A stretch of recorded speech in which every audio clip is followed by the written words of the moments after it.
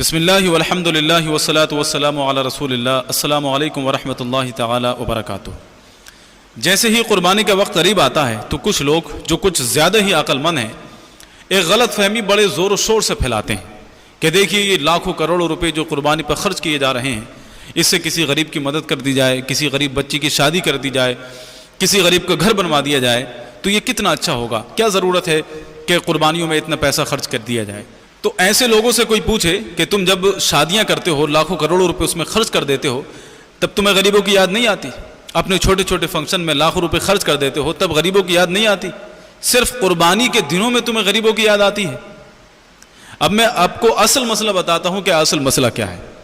دیکھیے یہ جو قربانی کا مسئلہ ہے یہ 11ویں شریف کی بیانی کی طرح یا شہ و برات کے حلوے کی طرح نہیں ہے، حالانکہ وہ بھی مستحسن عمل ہے، نیک عمل ہے، اور جو بھی کھانا اللہ کی رضا کے لیے کیا جائے تو اللہ تبارک و تعالیٰ کے نزدیک ایک پسندیدہ عمل ہے، لیکن قربانی کی فضیلت اور اس کا درجہ اس سے کہیں بڑھ کر کے ہے۔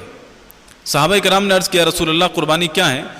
تو حضور علیہ الصلوۃ والسلام نے ارشاد فرمایا کہ سنت ابیکم ابراہیم، یہ تمہارے باپ حضرت ابراہیم علیہ السلام کی سنت ہے، اور اللہ تبارک و تعالیٰ کو یہ سنت اتنی پسند آئی کہ اس امت پر قربانی کو واجب قرار دے دیا گیا۔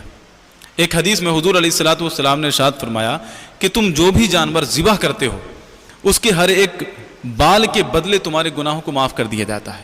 کہیں فرمایا کہ یہ جانور تمہاری سفارش کرے گا، کہیں فرمایا کہ جانور کا خون کا قطرہ زمین پر گرنے سے پہلے قربانی کرنے والے کے تمام گناہوں کو معاف کر دیا جاتا ہے۔ اور ایک حدیث میں حضور فرماتے ہیں کہ تم میں سے جو بھی مالک نصاب ہے تو اس کو چاہیے کہ وہ قربانی کرے۔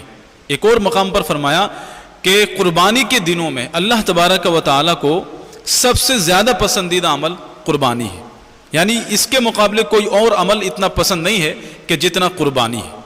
تو اگر کوئی شخص قربانی کے دنوں میں قربانی نہ کر کے کسی غریب کی مدد کرتا ہے تو اس کو اس کا ثواب تو ملے گا، لیکن قربانی اس پر واجب تھی تو اس کا عذاب اس کو ضرور ملے گا اگر اس نے قربانی نہیں کی تو۔ اور رہی یہ بات آپ کا یہ خیال کہ غریبوں کو نظر انداز کر دیا جاتا ہے قربانی کی وجہ سے، تو میں یہ کہنا چاہوں گا کہ یہ جو ہزاروں جانور منڈی میں آتے ہیں کیا ان کو کوئی سرمایہ دار پالتا ہے؟ ان کو پیسے والے پالتے ہیں؟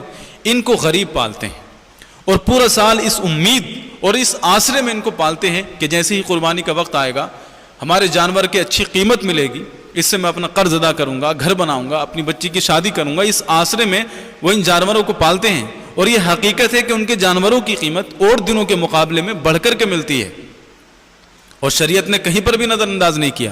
فرمایا کہ تم اپنی قربانی کا تیسرا حصہ ان کے گھر پہنچاؤ، تو اس کا جانور بھی بکا، اچھی قیمت میں بکا، اور پھر وہ گوشت بھی اس کے پاس آیا۔ تو کہاں شریعت نے غریبوں کو نظر انداز کیا ہے؟ ہاں اگر کوئی شخص غریبوں کی مدد کرنے کا جذبہ رکھتا ہے، اور رکھنا بھی چاہیے، تو پھر وہ یہ کرے کہ جو نفلی قربانی ہے اس کی جگہ وہ غریبوں کی مدد کر دے۔ مثال کے طور پر ایک شخص کے گھر میں 5 لوگ ایسے ہیں جن پر قربانی واجب ہے، لیکن وہ 10 قربانی آرام سے کر سکتا ہے، تو وہ 5 کرے اور 5 کی جگہ وہ غریبوں کی مدد کر دے، تو اس طرح غریبوں کی مدد بھی ہو جائے گی اور اس کا جو فریضہ ہے یہ بھی ادا ہو جائے گا۔ اللہ رب العزت سے دعا ہے ہم سب کو گمراہیوں سے بچنے کی توفیق عطا فرمائے، اور ہم میں جو بھی مالک نصاب ہیں ان کو قربانی کرنے کی توفیق عطا فرمائے۔